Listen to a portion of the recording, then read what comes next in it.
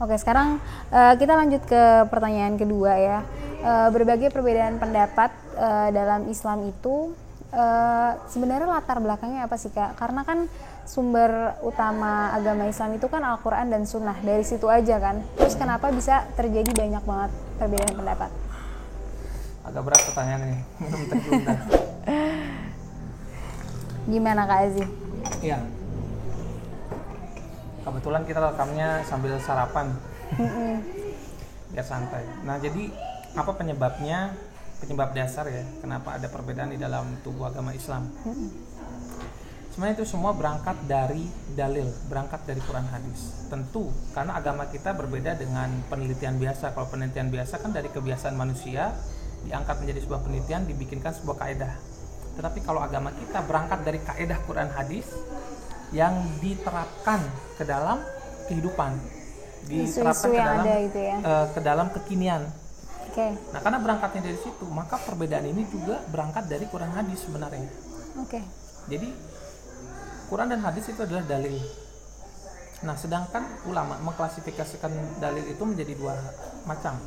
Yang pertama dalil qat'i, yang kedua dalil zonni atau dilalah qat'iyah, dilalah zonniyah.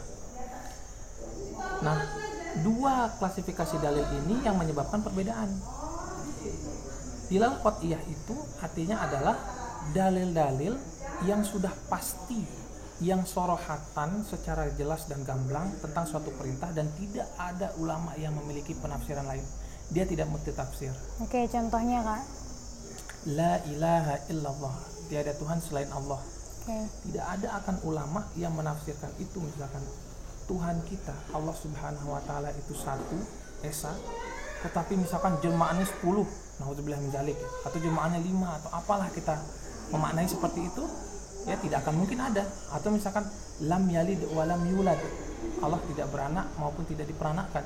Tidak ada perbedaan pendapat tentang hal itu. Atau misalkan tentang waqimus sholat wa atuz zakah, dirikanlah sholat dan tunaikanlah zakat. Ya. Itu ada perbedaan ulama tentang hukumnya, yaitu qat'i. Jadi semua ulama akan satu pendapat tentang hal itu. Kalau ada orang yang menyalahi, berbeda pendapat pada hal-hal yang dilalah qat'iyah, maka kita pastikan dia salah. Contoh, biar lebih dalam lagi nih. Misalkan ada beberapa golongan orang nih yang mengatakan bahwa hakikat dari sholat itu adalah doa. Jadi sebenarnya yang diperintahkan Allah itu kita disuruh untuk doa 5 waktu, bukan untuk sholat yang gerakan Allahu Akbar itu, yang gerakan yang diawali oleh takbir dan diakhiri oleh salam itu. Dia mengatakan bahwa hakimus sholah itu bukan itu. Ya itu udah pasti salah yang kayak gitu ya kan? Yang kayak gitu udah pasti salah. Berarti dia tidak menunaikan sholat yang ritual ibadah itu, gitu. Dianggap cuma berdoa saja. Nah itu jelas salah. Karena itu dalilnya qat'i. Terus contoh yang dalilnya zonni apa Kak Ezi? Nah, sebelum ke contoh kita ke pembahasannya dulu dikit ya. Jadi dalil dilalah zonniyah itu yang mana dalil Quran hadis tetapi dia ada potensi untuk multitafsir. Ulama itu memiliki point of view yang berbeda-beda tentang suatu ayat ataupun suatu hadis. Jadi itu menjadikan hukum ataupun fikihnya ataupun produksi hukumnya itu menjadi berbeda-beda setiap ulama, karena dia punya point of view yang beda tentang dalil itu. Nah, contohnya dalil di dalam Al-Quran yang menyuruh kita untuk berwudu. Ya kan? Salah satu rukun wudu yang disebutkan di dalam Al-Quran adalah wamsahu biruusikum, usapkanlah kepala kalian. Yang jadi perdebatan ulama atau perbedaan point of view ulama adalah pada baknya itu, biruusikum. Ada ulama yang mengatakan baknya itu zaidah, tambahan. Jadi aslinya bak itu sebenarnya nggak ada gunanya, cuma tambahan doang. Jadi wamsahu ruusakum, usaplah kepala kalian. Itu menghasilkan produk hukum. Harus mengusap semuanya ya Kak ya? Mengusap semuanya, seperti mazhab Maliki. Ya, mazhab Maliki itu harus mengusap semuanya. Nah, kemudian ulama yang kedua itu mengatakan bahwa baknya itu li tabaidiyah. Tabaidiyah itu artinya part of, sebagian. Jadi kita ketika wudu, rukun wudunya itu diharuskan untuk mengusap kepala tapi sebagian kepala. Kalau dalam mazhab Syafi'i 3 helai rambut saja cukup dikatakan sebagian. Gitu. Jadi sehingga menghasilkan produk hukum bahwa mengusap sebagian cukup, sebagian rambut saja cukup. Gitu. Udah sah wudunya. Gitu. Jadi model-model dalil yang seperti ini ya menghasilkan perbedaan, sama seperti lamastumun nisa. Ya, di dalam Al-Quran kan disebutkan salah satu hal yang membatalkan puasa adalah lamastumun nisa. Membatalkan wudu. Maksudnya membatalkan wudu. Lamastumun nisa, menyentuh wanita. Nah, lamastum itu, kata lamastum itu ada perbedaan ulama juga, karena dia mengatakan ini menggunakan bentuk lil musyarakah namanya. Ini menggunakan bentuk bahasa Arab yang A, B, C, D. Dia perdebatan di situ dari segi bahasa dan lain sebagainya, sehingga dia mengatakan bahwa hasilnya bahwa lamastum itu kalau sentuhan tanpa adanya nafsu maka tidak batal. Ada yang bilang gitu, salah satunya. Gitu. Ada juga yang bilang bahwa kalau langsung bersentuhan maka batal. Dengan atau tanpa nafsu. Bahkan ada yang lebih mutlak lagi mengatakan bahwa bersentuhan itu tidak batal sampai terjadinya jima atau hubungan suami istri. Bayangin nggak? Jadi perbedaan beda-beda banget. Ulama itu sampai sesignifikan itu tentang makna yang lamastumun nisa. Artinya dilala zoniyah, dalil-dalil zoni itu sangat berpotensi untuk menciptakan perbedaan pendapat yang sangat luas. Tapi ini malahan ya, perbedaan ini sebenarnya rahmat. Jadi perbedaan ini malahan sebagai rahmat Allah Subhanahu wa taala kepada kita. Kenapa? Apa? Contoh ya, di daerah-daerah yang sulit air, kalau dia pakai mazhab Syafi'i, habislah. Karena mazhab Syafi'i itu wudunya gampang batal ya. Wudunya gampang batal gitu. Gini aja udah kesentuh batal. Dikit batal. Terus juga kalau misalkan kita tawaf di Ka'bah pakai mazhab Syafi'i, sampai haji berikutnya nggak bakal kelar karena itu pasti kita akan bersentuhan dengan lawan jenis di sana. Bakal bersentuhan dengan lawan jenis di sana gitu. Nah sekarang perbedaan datangnya dari dalil zoninya itu ya Kak. Kalau dalil qot'i kita nggak boleh beda.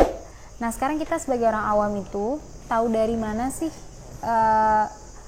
ini dalil qot'i atau dalil zoni? Apakah ada kaidah tertentu atau kita tetap butuh guru nih untuk tahu ini perbedaan yang karena dalil qot'i atau karena dalil zoni?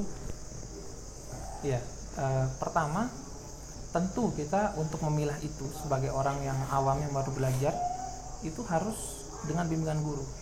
Ya, kita bisa tahu yang mana yang disebut dengan maklum minadin bidorurah, ya, mana yang ada pasti, di episode sebelumnya. Maklum minadin bidorurah susah emang. Ada di episode sebelumnya. Mana yang sudah pasti dan mana yang masuk dalam kategori zoni atau perbedaan. Kalau mau simpelnya adalah pada hal-hal yang bersangkutan tentang akidah, ya, maka itu masuk ke dalam qot'i. Akidah itu qot'i, kepercayaan. Contoh misalkan khataman nabiyyin, penutup para nabi. Ya. Semua ulama satu pendapatnya bahwa atau satu penafsiran bahwa maksudnya khataman nabiyyin adalah Nabi Muhammad Shallallahu Alaihi Wasallam. Penutup para nabi, tidak akan ada lagi nabi setelah itu. Itu masuk dalam akidah kan. Ilahiyat, nubuat, sam'iyat itu masuk dalam pembahasan nubuat. Gitu. Jadi itu masuk dalam akidah, maka dia masuk dalam pembahasan dilalah qot'iyah. Nah, ini kita tahu dari mana? Tentunya dari guru. Gitu.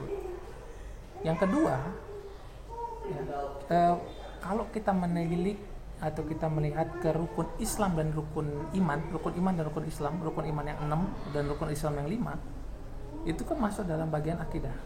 Kita meyakini bahwa rukun iman yang 6 itu adalah harus kita imani, ya, itu bagian dari akidah. Kita harus meyakini juga rukun Islam yang 5 itu adalah wajib. Harus kita lakukan. Iya, harus kita lakukan. Jadi itu bagian dari keyakinan kita. Itu bagian dari keyakinan. Gak akan ada ulama Islam yang mengatakan bahwa zakat fitrah itu adalah sunnah atau itu adalah makruh. Nggak akan ada. Semua akan satu sepakat. Jadi kalau ada yang mengatakan kayak gitu, kita pastikan itu salah. Itu bukan perbedaan, gitu. Jadi singkatnya pokoknya rukun iman dan rukun Islam dan hal yang berkaitan dengan keyakinan itu dalilnya dalil qat'i. Sedangkan kalau zonni itu lebih kepada praktik ibadahnya, praktik muamalahnya gitu. Itu masuk ke dalam fikih, masuk ke dalam zonniyah. Iya, lagi-lagi misalnya kayak detail dari sholatnya itu, detail dari wudunya itu gimana, itu masih bisa ada perbedaan pendapat. Iya. Kayak gitu ya.